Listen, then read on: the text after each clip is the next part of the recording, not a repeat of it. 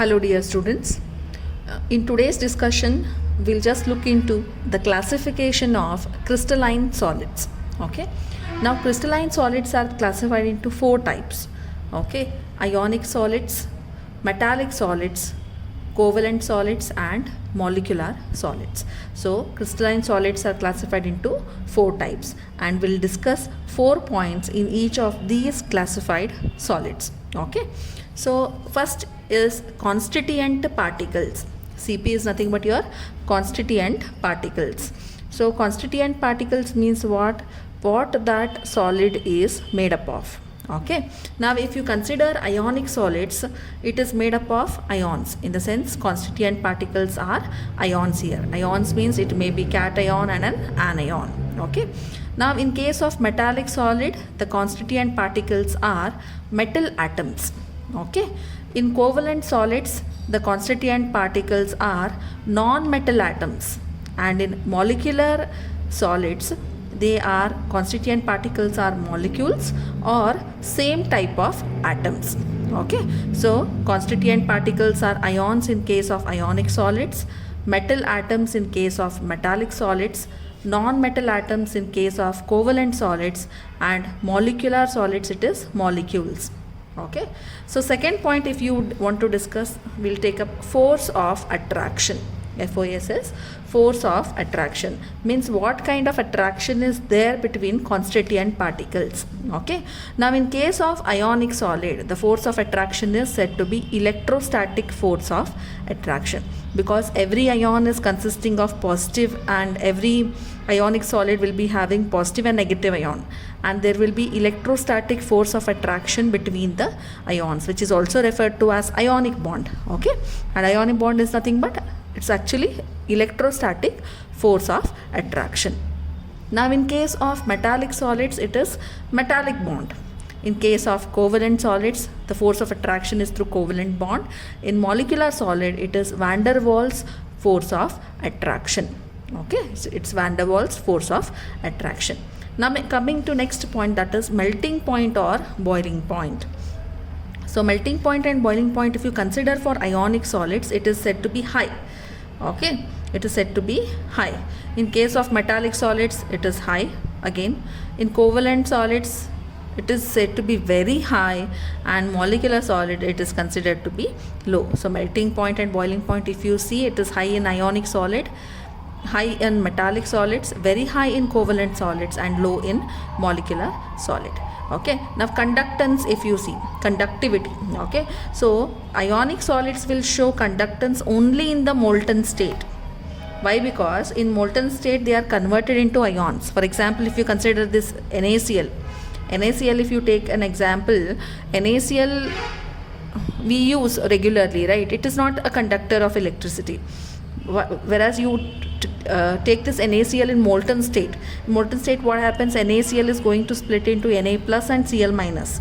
Okay, it is changing into ionic form, and that as the result of which it will conduct electricity. So conductance, if you consider, ionic solid will conduct only in the molten state. Okay. In metallic solids, if you see, it is said to be highest conductivity is highest.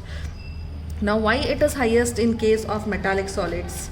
Okay. Now because now if you consider any metal, okay, now if you consider iron if you take, okay, so iron, if it is oxidized to Fe2 plus, and it will liberate 2 electrons, or it may oxidize to Fe3 plus and liberate 3 electrons. Okay, so this if is the metal of iron metal, so Fe2 plus ions are there here.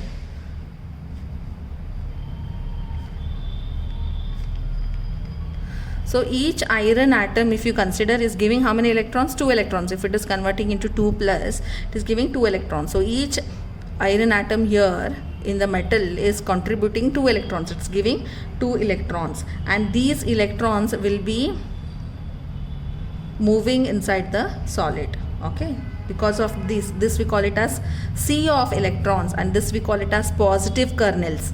So this we call it as positive kernels, and this we call it as sea of electrons. Okay, so because of these free electrons, it will show highest conductivity.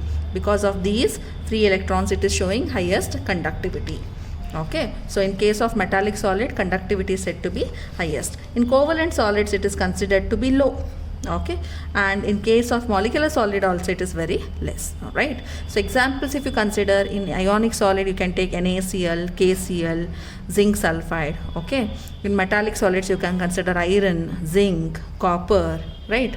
So covalent solids you can take diamond, silica. Yes, for molecular solids you can take water, carbon dioxide, iodine, and so on. Okay, so crystalline solids are classified into 4 categories: ionic solids, metallic solids, covalent solids, and molecular solids. Before to understand the classification of molecular solids, we'll just look into what are these covalent bonds, what are the different types of covalent bonds we have. Okay, so covalent bond generally we have 2 kinds. One is polar covalent bond and the other is non-polar covalent bond. So what is this polar covalent bond and non-polar covalent bond? So a chemical bond formed where a pair of electrons is unequally shared between the 2 atoms due to difference in electronegativities, then we call it as a polar covalent bond. In the sense the shared pair of electrons is unequal because of difference in electronegativities. Then what is non-polar covalent bond? A covalent bond in which the difference in electronegativity between the bonded atoms is very less. Okay, and they are generally formed between the atoms of the same element or between different elements that share the electrons equally. For example, oxygen molecule if you consider. So an oxygen is bonded with the other oxygen atom through a non-polar covalent bond. Molecular solids are further classified into 3 categories: non-polar molecular solids, polar molecular solids, and hydrogen bonded molecular solids. Okay, so first if we take non-polar molecular solids, they are made by non-polar covalent bonds. Okay, they contain atoms or molecules which are held together by non-polar covalent bonds. Okay, so in these solids, atoms or molecules are held by weak dispersion or London forces. Okay, so the force of attraction is either weak, dispersion, or London forces, and these solids are said to be soft and are non-conductor of electricity. They do not conduct electricity. Okay, and they are usually in liquid or gaseous state at room temperature and pressure. Okay, so non-polar molecular solids will have non-polar covalent bonds and they are held by weak dispersion forces.